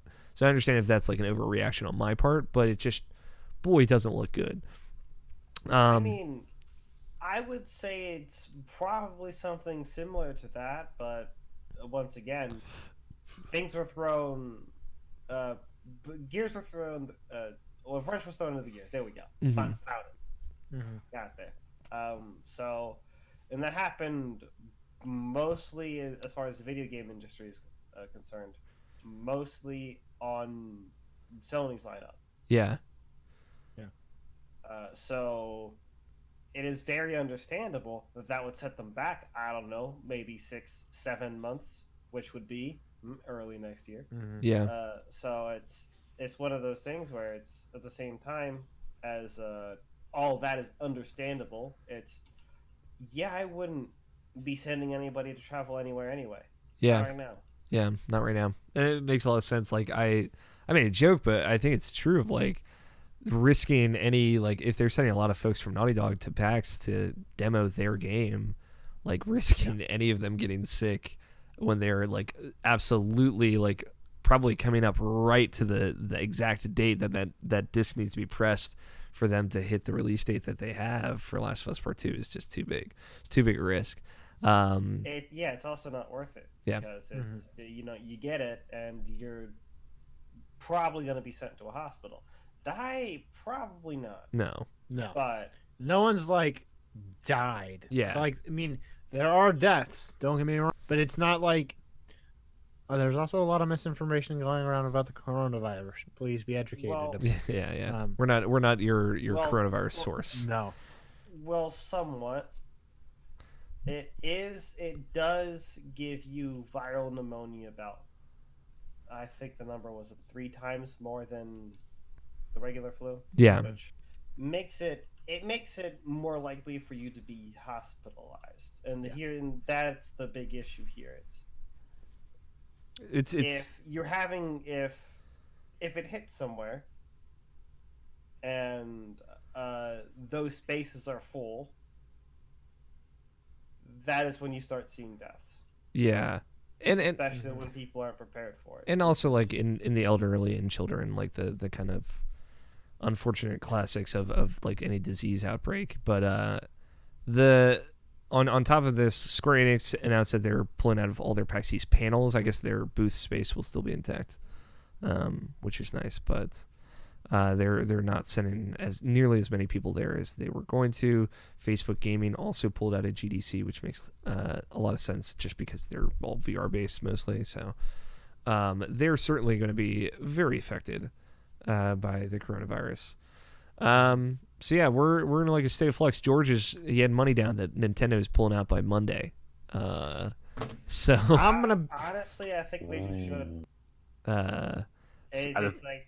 Did you not think about that, Navashin? No, I was thinking about the SRB for E3. Like they might get fucked. Like deservedly so with the fucking ERCB, but like in general, like if everyone pulls out even more, so then like E3 might even be canceled by itself.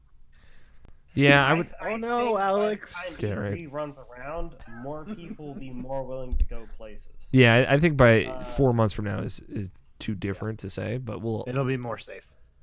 Well, however, I think at that 4-month mark, I think they'll probably have some sort of vaccine out. Yeah. Maybe not super widely available, as in, hey, everybody come get your coronavirus vaccine, but it's, oh, hey, for everybody that's traveling, we want you to go ahead and take this. Yeah, we can hope.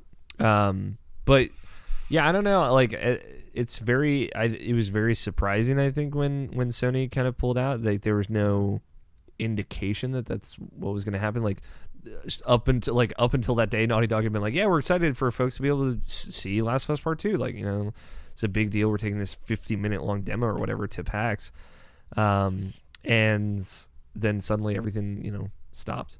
So we'll see. Yeah. The mayor of Boston wrote Sony a letter pleading them to stay to include themselves in PAX again. So I don't think that will happen. That's how that works. Yeah, I don't think that's how that works either. But I will say there are 2 good things that could come out of this. Yeah.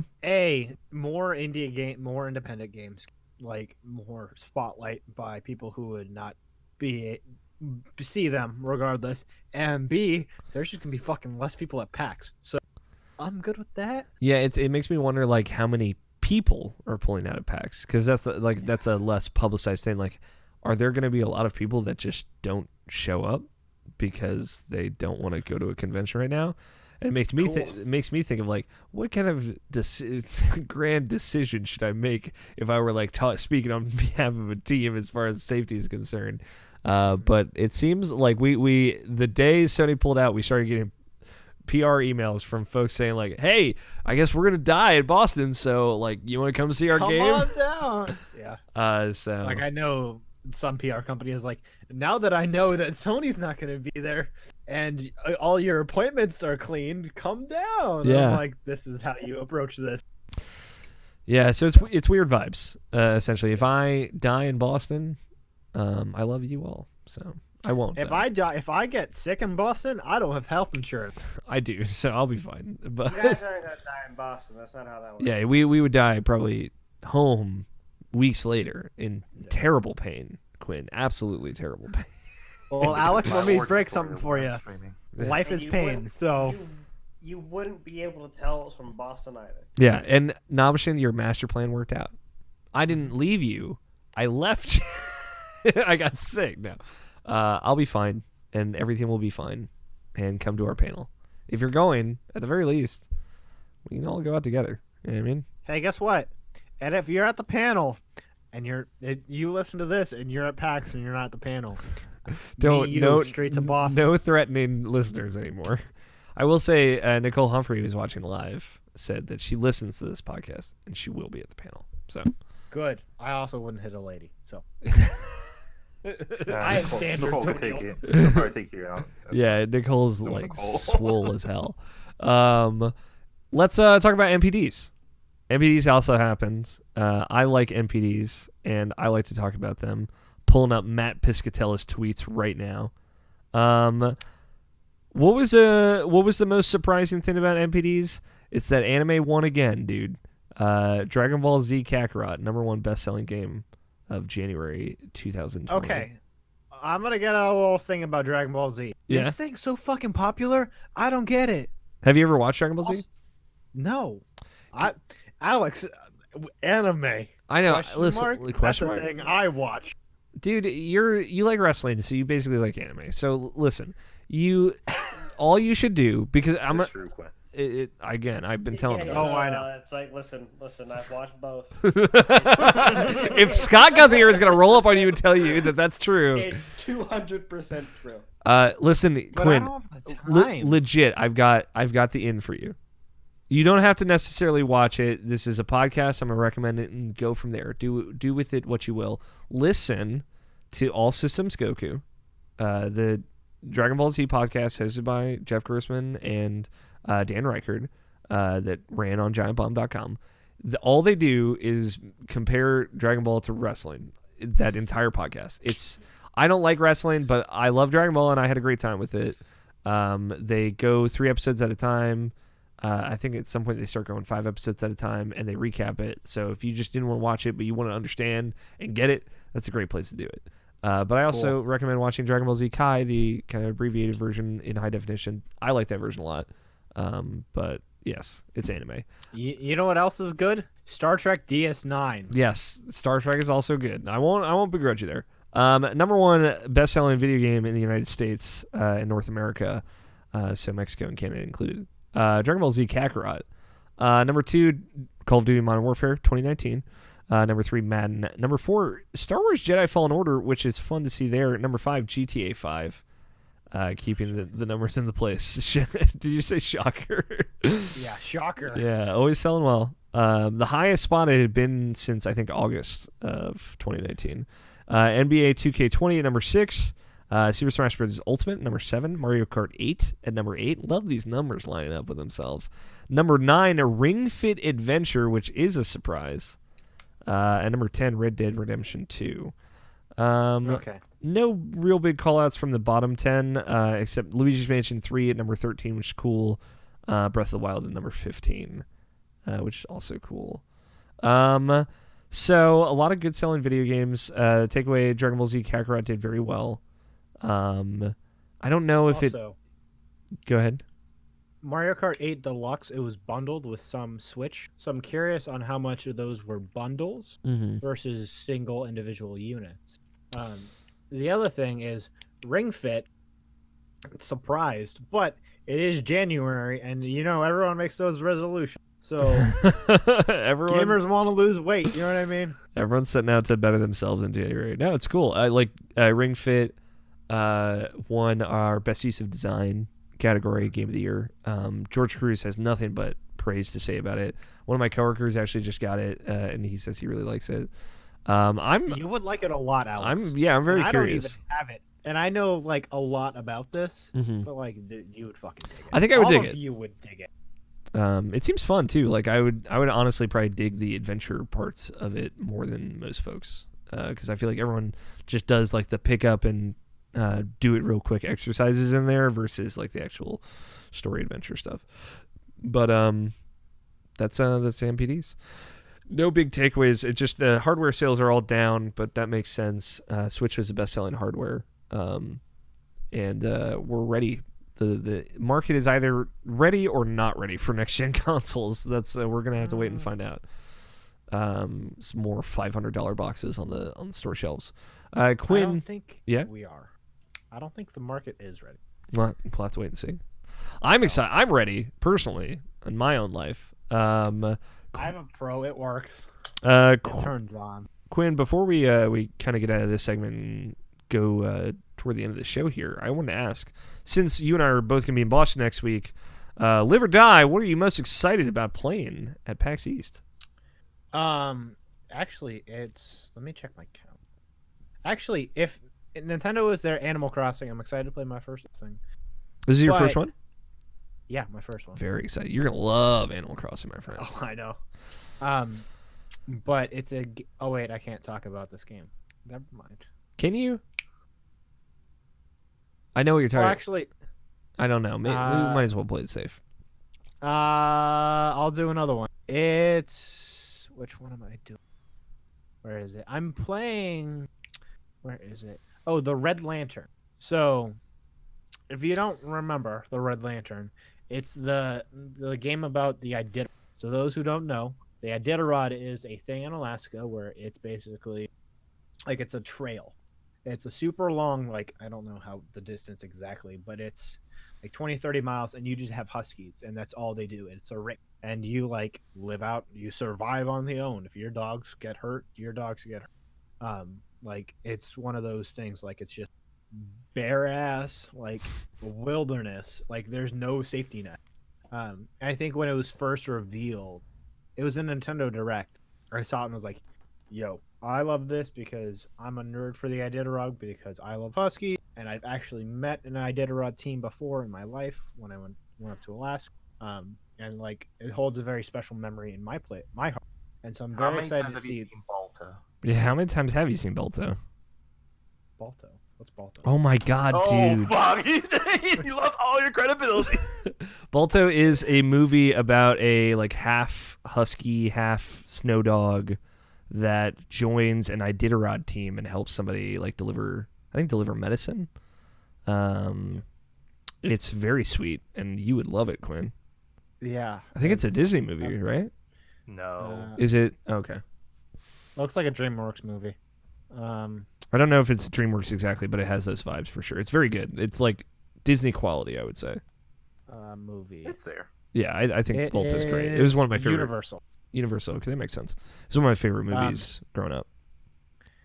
No, it's like, I'm sorry that I don't know that. No, you're fine. You're fine. But like also Nobishin's the anime guy. But no, so like I'm very excited to see that. And there's a secret game that I can't talk about, but I'm excited about. So. Trying to make sure. What about you, Alex? I'm trying to make sure the game that you're talking about is not it's the same as mine. Mine's I can say the country. It's a Polish game. Okay, yeah, then not mine. I'm excited for a lot of. Yes. Real talk. Mm-hmm. It's on Netflix. Will you do this for us? Will you watch Balto for us? Okay, Nobishin, we're gonna talk off air. I got an idea. In my head, IP presents Quin's Balto review. Yeah. Actually, we do have a new thing that would totally fit with, even though it would be. And there's also another idea that I want to talk to Nobishin about. So it'd be totally weird timing for this review of this 1995 animated movie or whatever. A few things I'm excited about. The folks that are making Baldur's Gate 3 just announced that they're going to have a gameplay reveal of Baldur's Gate 3 at PAX East, which I'm pretty excited about. Pop Agenda is bringing some very exciting games. One of them I'm not sure I can talk about, I guess, now, but we'll see. I'll double check. But Sabotage also announced that they're announcing their new game this week. So I assume that might be there. Sabotage, the folks that made The Messenger, which was a very good video game. So I don't know that for sure, but I'm assuming. I have no appointments right now, and I'm honestly still debating if I want to make any at all. I'm going with some people to other things, but I'm keeping my schedule pretty lax, partly because I'm very stressed about public speaking, but also... Dude, you're gonna fucking kill it. Listen, man, I'm just trying not to think about it, because if I think about it too much, I'll create an anxiety loop. Yeah. I think I'll do fine, but listen, I can't get in my own head about it. But I'm excited about just walking around, seeing some indie games. I will be playing Final Fantasy VII Remake. I've waited long enough, Nabashin. I've waited long enough. So I'm going to see how I feel about that. I'm sure I will feel very good. And my hands will feel very good. And my tears will feel very real. So I'm excited about that. I'm excited to see if Nintendo has anything, assuming that they don't pull out. They've yet to announce their schedule, so I don't know what that means. I speculated that it might mean they're still considering not going to PAX East. But I'm hoping they have some cool indie game stuff. There's a lot of things that they've announced in Indie Worlds type stuff that I haven't seen in a while, like Crosscode, for example. Crosscode on Switch. Really excited to hopefully get that console version someday. And I will maybe check out Ori and the Will of the Wisps, because that is also right around the corner, and I'd just like to see what's going on over there. But I'm really hoping to just stumble onto a bunch of stuff, or hear stuff that you guys go and play and then have to go play it myself.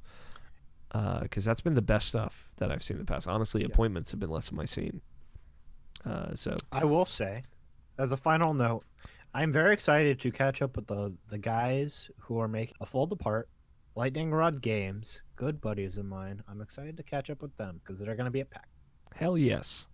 Yeah, it's gonna be a great time. Like I've tried to, as time's gone on, and we send a lot of people to PAX.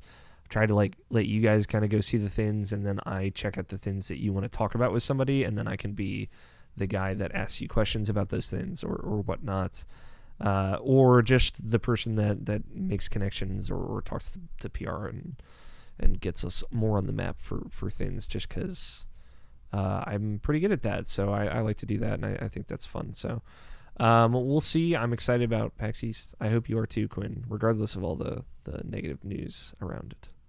Let's kind of get a quick outro here, and then we're going to get to our final segment. No questions this week, but if you'd like to send your questions, you can tweet them at IrrationalPod. If you use hashtag IPQ, it makes it easier for me to find them.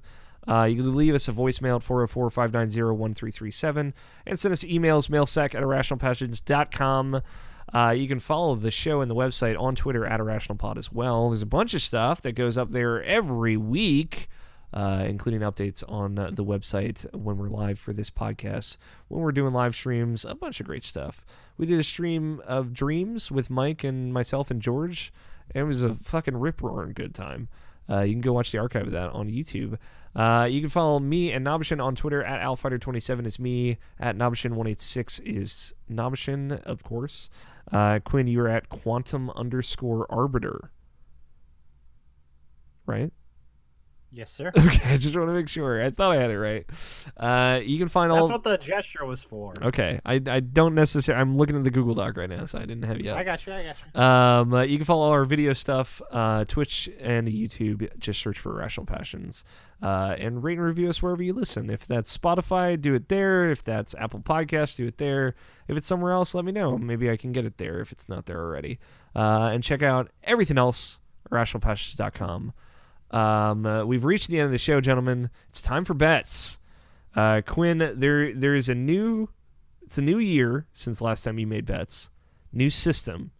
Okay. You're gonna know about it at the end, but right now we're just gonna make this bet, and we're just gonna follow our hearts. Okay. Okay. This week's bet: will the Final Fantasy VII Remake demo have been released by the next time we podcast? Now, I want a little backstory for this. The reason why this is a bet, Nabashin and I talked about it, speculation. Obviously, there was a Final Fantasy VII demo that was going to go out in some capacity. It leaked. It was data mined. Square Enix was probably pretty pissed. It was a pretty big shame. But people are speculating that they may still put this demo out on the original intended release date of Final Fantasy VII Remake, which is March 3rd. The new release date being April 10th. That is where all of this is coming from. This is a yes or no, all or nothing. These are free points, baby. Follow your heart wherever it takes you. So that means no podcast next week? There's no podcast next week because I will be in Boston. There might be a podcast, but it's not going to be with us, so there won't be bets. I'm not sure what we're going to do about that. But since there's not going to be us getting together, it's 2 weeks from now. Meetings that first week of March will have happened. We will know one way or another if that demo is coming out. Makes sense. So I want do it. It has to have released. It would have had to come out on this. Is like, is it coming out on March 3rd or not? It is pretty much the premise of this bet. With that being said, Quentin Hoffman will, by this time we next record, the Final Fantasy VII Remake demo have been released. I got 2 words for you. Fuck no. I feel like it is not coming out. Square Enix is gonna crush your dreams, like how they crushed my dreams when they didn't make another Deus Ex game. Give Eidos the reins, baby. I feel like the fuck was a little unnecessary, to be honest. But okay. Nabashin. No. Scott?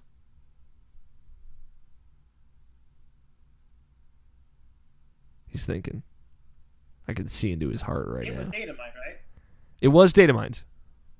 There's no... All right, released means that it is out there. Doesn't matter who does it. Yes. No, we're not. No. All right, Mr. Computer Science guy. Will Square Enix have released the demo? No. No. Okay. But it was data mined. Someone's going to put it out there. All right. I'm going to say yes. One person on this team has to believe. And today, it's me. Last That's week's... Kingdom Hearts level love right there. That is, absolutely. Final Fantasy VII. Part of my I wrote the first freelance article I ever wrote, and got the first time I ever wrote about video games and got paid for it. It was about Final Fantasy VII. Fun fact. Last week's bet.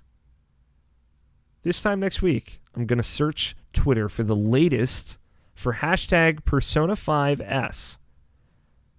I'm like searching for the pound symbol. Like, what is going on? How many of the first 20 tweets I see will have a Japanese kanji in it? Hashtag or otherwise.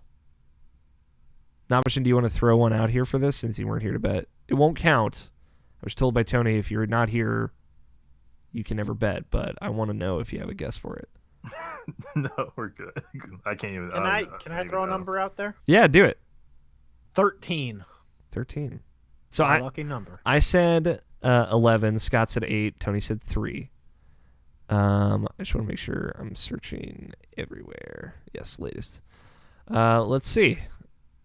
There's 1 for sure. That's an ad, so that doesn't count. I should count these. 1, 2, 3, 1. 4. That's 2. That's in Spanish. Does that count? Oh no, there's Japanese kanji in the hashtags. 5. 6. 7. Wow. This is exactly what I wanted.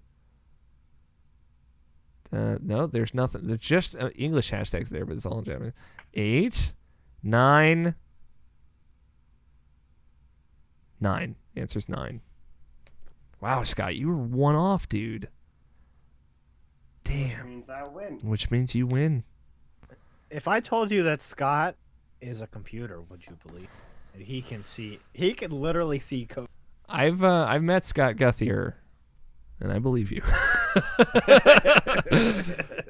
So that brings the total. I met Scott Guthier and I can believe. I've met Scott Guthier and does not compute.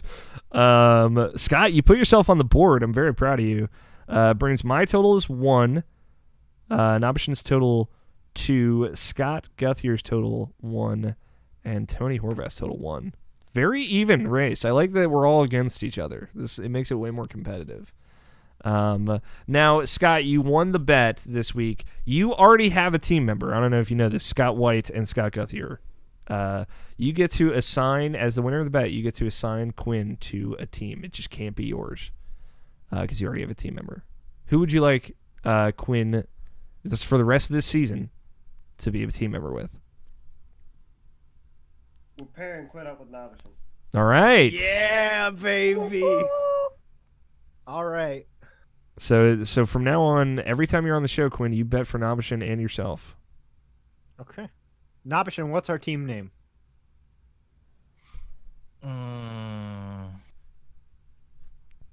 Team Hakeem. Team Hakeem. What does that mean? Yeah. Hakeem is the main character from Coming to America. Okay. Gotcha. It's an anime, probably. No, it's not. It's actually. not? Really? Jesus Christ! It sounds Alex. like an anime. It's not. Out of all the things that like It's like an Man. it's an Eddie Murphy movie. Oh, yeah, dude. Are you kidding me? I wouldn't know. I know movies about as well as I know music, which is to say not. That's the show. Thanks, everybody, for hanging out, for listening. Thanks, Quinn, for coming on. I hope you had a good time. I did. If you liked this show, I'm just going to remind you again, check out our panel. It's going to be at PAX. We're going to be there. Hopefully, we'll have a bunch of people there. Multiple people have told me they'll be there, but I don't believe them until I see them in person. So, Alex, do I have to take him out back? No. Again, this is a very non-violent organization. I hate to bring it to you. But there's a barbecue out back, man. Yeah, well, they didn't get invited, so. Alex, I'm just continuing the same Twitter vibes that I've had since I announced this panel. Jason Statham got invited, but all of our listeners didn't get invited to the barbecue. Thank you to Danny Wiesner for our opening music of Two Player Co-op and our closing music of The World is Saved. Thank you, Quinn, for coming on. You should go follow Quinn, Quantum_Arbiter. Thank you for having me on. Scott, do you have a final word? Do you have a thing you want to reiterate or something you disagreed with you just want to throw out there? Yeah, we're gonna reiterate one thing. Yeah. Wrestling is anime. Fair. Thank you, Scott. Thank you, Nabashin. Thank you, Scott Guthier. Thank you, Quinn, for joining me. Love you, boys. Big hugs all the way around. Congrats again, Scott White, for getting engaged, my friends. I've been Alex O'Neill. Play your games. Stay rational. We will see you all in Boston. That's it. All right. Titles. So, Nabashin, we need to have a conversation about fucking Scooby. Scooby-Doo. I've had this idea for like 2 months, and I'm like, I want to talk to Nabashin about Scooby-Doo when this fucking presents. Scott, in the absence of Tony Horvath, you are our titles master. I wasn't ready for that. I like to keep you on your toes, man. I did post the link to the doc in our chat, though, this time, so you can... Yeah, you did. You did. It's just not there yet. When that new movie comes out, for fucking sure, because I'm there day Dude, one. I'm down. I love Yes. the look of this new movie. Looks great. I'm excited for them. Scooby-Doo is my favorite animated show ever. So It was my favorite growing up, for sure. I would say it's probably been usurped. Shameful to Alright. say. All right, Scott, read me some titles. Bet. He gets me When we getting tattoos? When are we getting tattoos? seriously, when we getting tattoos? I think I put a helping verb in there. Happy birthday, Tony Hover. We should change it to Hoover, Over. like the vacuum. Over. Nabashin is my white mage. I gave all of these by the most. It's quite a heavy You show. like wrestling, so you basically like anime. My favorite America. Coming to America. The best kind of America. Best kind of anime, also. That's probably what I meant to say, but whatever. My favorite anime coming to America. It's pretty funny, actually. I really like You like wrestling, so you basically like anime. That's good. That's basically the winner. Yeah. Quinn, do you want to say the episode number? I'll say the title. Yeah. What do I have to say? 458. Yes, you're listening to Rational Patch Podcast, episode 458. Can you like write this out? Yeah, for I me? got you. Okay, thank you. I'm a scrub. If it makes you feel better, I write out the intro, the IP present stuff that I do, the day of I record. So Sure. nothing's the same. No, I get you. How much did Scooby-Doo and Zombie Island blew your mind as a kid, Quinn? I've actually never When the seen it. Oh, when the monsters were real? Dude, the monsters are That's real. the whole point of that movie. I've actually never seen it. The first Scooby-Doo movie I saw was the one where it's the computer, like the simulations. Oh yeah, that's my friend Jazz's favorite one. The escape from her, like running from the cyber whatever, I forget what it is, cyber sleuth, I think it is. Cyber sleuth sounds right. And there's also a whole baseball plot with it. Yes. So. Dude, Zombie Island's my favorite Scooby-Doo animated movie. I love it so much. I gotta watch it. Scoob and Shaggy sucking those fucking crawfish in the back of the truck, in the back of the van, is just like, I don't know why, but I thought it looked so good. those butter boys. Yeah. Whenever you're Scooby-Doo, yes, we need to do a thing about Scooby-Doo. All right, here we go. Hello there. You're listening to Irrational Passions podcast, episode 458. you like wrestling, so you basically like anime. That's all she wrote. Thank you everybody for watching. Chip it. How'd I do? You did good. Let me take us offline so I can give you my real notes. No, I'm just